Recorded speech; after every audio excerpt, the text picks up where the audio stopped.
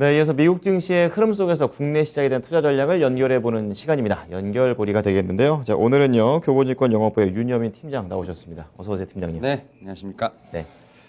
자, 팀장님과 볼 첫 번째 연결고리 주제 체크해 보겠습니다. 공개해 주시죠. 네, 자동차 쪽입니다. 제네럴 모터스 쪽에서 GM 인베스터데이 2022를 개최했다라는 내용입니다. 여러 가지 전망들 이런 것들이 나왔겠네요. 일단 GM의 지금 인베스터 데이 2022를 보면서 네.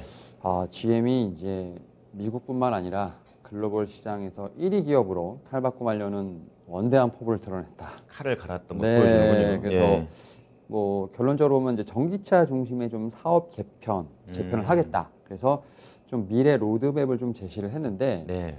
사실은 이제 이게 완성차 뭐 흔히 말하는 내연기관차들의 이제 비전이 계속 나오면서 네. 결국 이제 다 전환 과정에 있는 것 같아요. 그래서 그렇구나. GM도 이번에 이제 발표를 하면서 뭐 이제 재무적인 부분, 뭐 기술적인 부분, 뭐 여러 네. 가지를 발표를 했는데 일단은 이제 재무적인 부분 봤을 때 2030년까지 매출액을 2배 올리겠다. 그리고 영업이익은 12%에서 14%까지 확대하겠다라고 지금 발표를 했습니다. 네. 그리고 또 이게 사실 GM 같은 경우 상반기에 이미 2025년까지 전기차 자율주행 분야에서 한 41조 정도를 투자를 하겠다고 이미 얘기를 한 상태에서 이제 거기서 연장선으로 보시면 될 것 같은데 플러스 알파. 여기서 이제 2025년까지니까 네. 현재 상황에서는 내연기관의 어떤 포션은 계속 늘려가되 2025년까지 지금 전기차 시장 점유율을 1위를 달성하겠다. 이제 미국 내에서. 테슬라 제치겠다는 얘기입니다. 그렇죠. 그래서 지금 LG 에너지 솔루션과 개발한 이제 얼티엄 이제 플랫폼을 좀 기반으로 해서 뭐 쉐보레부터 시작해서 뷰이 그러니까 좀 여러 지금 모델을 좀 개발을 할 거고 조만간 좀 공개를 하겠다라고 지금 얘기를 한 상태입니다. 그래서 뭐 캐딜락 전기차 모델 등을 좀 잇따라 좀 출시를 하면서 지금 테슬라를 좀 겨냥한 어떤 그런 좀 얘기가 나오고 있고 특히 이제 최근에 이제 그 한 3만 달러 우리나라 돈으로 약 한 3만 5천만 원 정도 되는 전기 SUV를 좀 출시를 할 겁니다. 그래서 테슬라 이제 모델 이제 SUV 모델 Y 이를 좀 겨냥해서 이제 하나씩 모델을 다 이제 교체할 수 있게끔 따라잡겠다 이런 좀 포부가 나오는 것 같아요. 그래서 그렇군요. 뭐 이제 2030년까지 이제 매출을 이제 2배 끌어올린다고 얘기했는데 거기서 이제 보게 되면 이제 뭐 내연 기관은 어쨌든 포션이 줄어들겠죠. 그리고 이제 전기차하고 자율주행 그리고 이제 테슬라도 하고 있는 그 구독 서비스 있지 않습니까? 소프트웨어 업그레이드. 그렇죠. 이런 부분이 어쨌든 결국 이제 제너럴 모터스에도 가는 것 같아요. 그래서 시류가 점점 이렇게 흘러가나 봅니다. 네네. 그래서 전기차가 이제 어떻게 보면 내연기관 차 어떤 이런 그러니까 예전에 보면 내연기관으로 해서 뭐 엔진하고 이런 게 아니라 이제는 테크로 그렇죠. 이제 완전 기술로 다른 가는 거죠. 거겠고 예. 거기에 이제 소프트웨어가 좀 덮어지면서 이제 지속적인 매출이 그러니까 차를 한번 팔고 이제 끝나는 게 아니라 업데이트를 계속 뭐 받으면서 매달 이제 구독 이렇게 되는 것 같고 그렇군요. 그래서 이런 부분을 통해서 지금 확실히 이제 테크로서의 어떤 면모를 보이려고 하는 것 같고 그다음에 이제 또 한 가지 중요한 게 뭐냐면 이제 미국은 네. 이제 탈탄소 이제 어떻게 보면 그린 에너지 지금 그렇죠. 바이든 행정부가 엄청 강조를 하고 있지 않습니까? 그래서 그렇죠. 2025년까지 미국 사업장 내 모든 전력을 100% 재생에너지로 교체할 것으로 지금 얘기를 한 상태입니다. 근데 예. 사실은 GM이 한 뭐 얘기한 게 2030년인데 이것도 5년 당기는 걸로. 그러니까 지금 모든 게 다 빨라지고 있어요. 그렇군요. 그러니까 다 이제 친환경에 올인하게 되는 거고 네.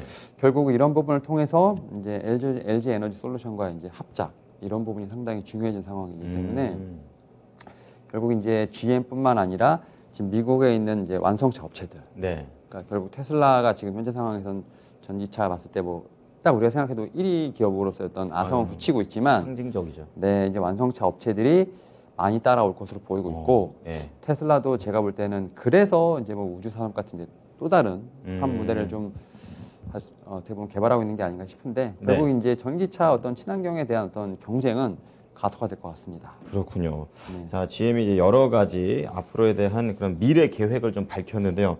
그다음 국내에서 또 질 수 없는 게 또 현대차, 기아가 되겠습니다. 네. 어떻게 봐야 될까요? 지금 현대, 기아 뭐 어제 살짝 좀 반등이 나오긴 했습니다만 네. 이제 주가적인 측면에서 봤을 때는 뭐 대형주 요즘 다 안 좋잖아요. 그렇죠. 그리고 이제 뭐 이제 현대차, 기아뿐만 아니라 완성차들의 지금 최근의 문제가 뭐냐면 그 차량용 반도체 쇼티지. 네. 근데 그렇죠. 생각보다 실적이 좋아요. 그러니까 그게 맞긴 맞는 건가 싶어요. 잘 팔리잖아요. 미국에서도 그렇고. 그러니까 예. 이런 느낌이에요. 쇼티지는 분명히 있는데 네. 생각보다 타격을 줄 만큼은 아닌 것 같다는 생각이 드는 거예요. 그러니까 그 얘기는 뭐냐면 네. 수요는 견고한데 음. 공급이 못 따라가는 상황인 거죠. 그렇죠. 그러니까 현대차 기아 입장에서는 솔직히 이제 좀 열이 나는 상황인 거죠. 그러니까 음. 만들어서 안 팔리는 게 아니라 그치. 이미 지금 주문이 들어오는데 못 파는 상황인 거잖아요. 그렇죠. 예. 그러니까 실적이 나오는 게 결국 이제 이런 공급 어떤 이런 쪽에서 어떤 정체가 풀린다, 병목 현상이 풀린다면 예. 더 실적이 퀀텀 점프할 수 있는 부분이 충분히 있다 말씀드릴 수 있을 것 같고 네. 사실 이제 그 정의선 이제 현대차 그룹 회장이 작년에 이제 취임할 때 얘기했던 게 뭐냐면 그 현대그룹에서 봤을 때 자동차는 한 50%, 음. 그러니까 미래 사업이 50%, 자동차 30%, 그다음에 그 UAM이라서 좀 이렇게 날아다니는 택시부터 시작해서 아, 좀 네네. 그 도심 항공교통이라든지 뭐 로보틱스 쪽에 20%, 그러니까 매출을 좀 할 거다. 그러니까 그렇군요. 결국은 차가 어떻게 보면 이제 100% 네. 매출인 회사가 아니라 이것도 이제 포트폴리오가 다 가졌네요. 예, 그러니까 예. 미래의 유틸리티로 넘어가는 그러네요. 그런 측면에서 봤을 때 현대차도 지금 계속 투자를 하고 있거든요. 그래서 뭐 2025년 현대차 같은 경우도 계속 전기차로 전환이 빨라지고 있는 상황이고 또 최근에 좀 우리나라도 수소 네. 그래서 지금 수소차 관련돼서도 상당히 드라이브를 많이 걸고 있는데 네. 8월까지 지금 수소 연료 전지차 판매량을 보게 되면 일단은 올해 이제 1월부터 8월까지 작년 대비했을 때 2배 이상 더 많이 팔렸고요. 붙는군요. 그 중에 현대차가 점유율이 절반이 넘습니다. 그래서 그 모델이 이제 넥소죠. 넥소 그렇죠. 모델이 네, 52% 점유율. 그러니까 수소차에서는 거의 다네요. 현대차가 거의 압도적. 네. 도요타가 39%. 음. 그러니까 지금 수소차는 이제 어떻게 보면 현대차와 도요타의 거의 이제 대결 구도. 양강체제. 네, 근데 거의 현대차가 압도를 하고 있다. 그래서 수소차가 생각보다 대수는 많지 않아요. 전기차보다는 훨씬 적어요. 근데 퍼센트가 많다는 거죠. 네, 퍼센트 먹고 그 다음에 어쨌든 수소 같은 경우도 지금 성장 산업이기 때문에 네. 네. 이런 측면에서 봤을 때 현대차 뭐 실적도 탄탄하고 물론 반도체 쇼티지 문제는 있겠습니다만 이런 모멘텀으로 간다면 한번 연말에는 다시 한번 좀 그런 빛을 보지 않을까. 아, 그래요. 그래서 현대차랑 기아 같은 경우는 네. 오히려 삼성전자, SK하이닉스보다는 좀 더 좀 빠르게 올라갈 수 있는 부분이 조금 있지 않을까 생각을 하면서 네, 네. 일단은 자동차 좀 완성차 업체도 좀 주목을 해봐야 되지 않을까 생각하고 있습니다. 네. 자, GM을 통해서 현대차, 기아까지 연결을 해봤습니다. 전반적으로 이제 하반기와 관련해서 자동차 업황에 대한 긍정적인 내용을 말씀을 해주셨어요. 자, 두 번째 연결고리로 넘어가 보겠습니다. 주제 보여주시죠. 자, 어펌 홀딩스죠. 예, 미국의 소매업체 타깃과 BNPL 서비스 이거 제공에 합의를 한다. 우선 어펌이라는 회사가 어떤지 또 궁금하고 BNPL 서비스가 이게 어떤 겁니까? 그러니까 BNPL, 그러니까 Buy Now, Pay Later. 그 우리나라 그 신용카드네요. 선지급 후결제. 그러네요. 근데 이제 약간 신용카드 서비스랑 약간 좀 개념이 비슷하면서도 약간 다른 게 그래요? 우리나라는 예.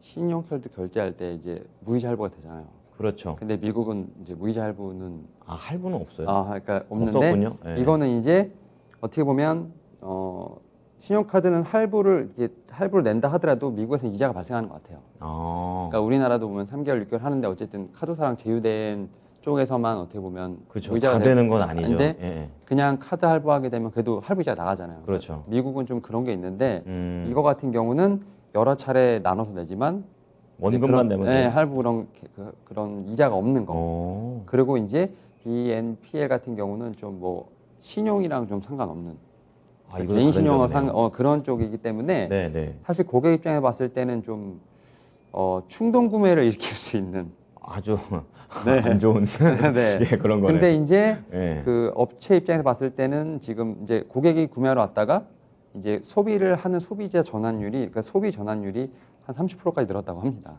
그럴 이것 것 같아요. 때문에 예, 부담이 없어지니까. 그리고 예. 평균 구매 단가도 한 30에서 50% 정도 증가를 했다고 하는데 음. 이런 결제 수단을 네. 지금 하고 있는 게 이제 어펌이라는 회사인데 어펌이라는 회사는 이제 좀 이제 BNPL의 어떤 시장에서 좀 약간 선두 주자로 좀 나서고 있는 모습을 좀 보여주고 있어요. 왜냐하면 그 최근에 그러니까 8월 달에 이제 애플하고 좀 손을 잡았어요. 애플하고 손을 잡고 아이폰이라든지 아이패드를 좀 이런 서비스를 좀 해서 살 수 있게끔 제공을 하고 있고 또 아마존에서도 좀 서비스를 좀 제공하기로 했던 부분들.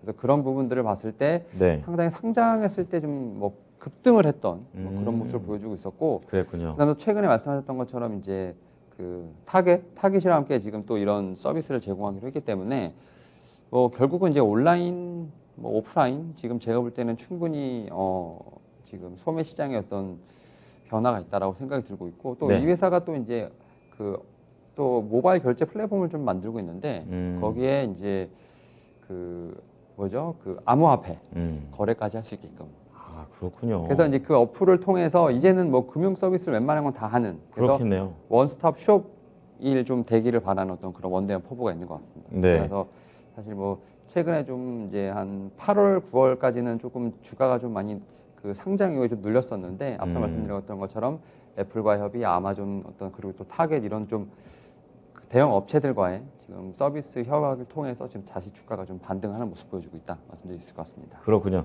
그렇다면 이 연결고리 두 번째 키워드는 말 그대로 이제 결제와 관련된 그런 내용이 되겠는데요. 네. 국내 결제주들 어떤 거 볼까요?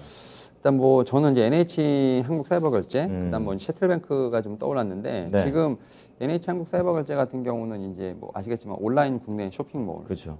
어떤 시장이 사실 이제 코로나 끝나고 나서 이제 어느 정도 모멘텀 못 받는 게 아니냐 생각이 드는데, 일단 이미 너무 커졌어요. 그래서 그렇죠. 올해가 전년 대비해서 한 19% 성장을 하면서 이제 190조 원이 될 것 같아요. 그래서 국내 온라인 쇼핑 관련된 부분들 네. 계속 수혜를 보지 않을까 좀 생각을 하고 있고, 이 회사 같은 경우는 해외 고객사 거래 대금이 진짜 많이 커졌어요. 1조 원 정도가 좀 됐기 때문에 그렇군요. 지금 뭐 해외에서도 좀 결제가 늘어나고 있는 부분, 또 이제 셔틀뱅크 같은 경우는 이제 핀테크 쪽인데 지금 뭐 간편 현금 결제라든지 가상 계좌 같은 이제 이런 서비스를 좀 하고 있는데, 또 제로페이 같은 이런 것들을 하고 있기 때문에 사실 최근에 좀 시장에 눌렸습니다만 조금씩 이제 좀 약간 돌리려 하는 모습들이 보여주고 있고, 그렇군요. 이게 이제 사실은 이제 아까 말씀드린 것처럼 이제 언택트 쪽에 좀 물려 있는 부분이 있었지만, 네. 사실은 이제 사업 관련된 부분에서 봤을 때는 지금 성장하고 있는 부분이 있기 때문에 그런 부분을 좀 이제 멀리 두고 실적만 놓고 본다면 충분히 다시 한번 조명받을 수 있는, 그래서 좀 NH한국 사이버결제랑 셔틀뱅크 같은 경우는 다시 한번 좀 반등이 나오지 않을까 좀 생각을 하고 있습니다. 네. 항상 뭐 들으면서 생각했던 생각은 할부를 항상 신중하게 신중하게 잘 선택을 해야겠다. 네. 이런 생각이 듭니다. 자, 두 가지 내용 잘 참고하겠습니다. 한 주 동안 고생하셨어요. 네, 감사합니다. 네.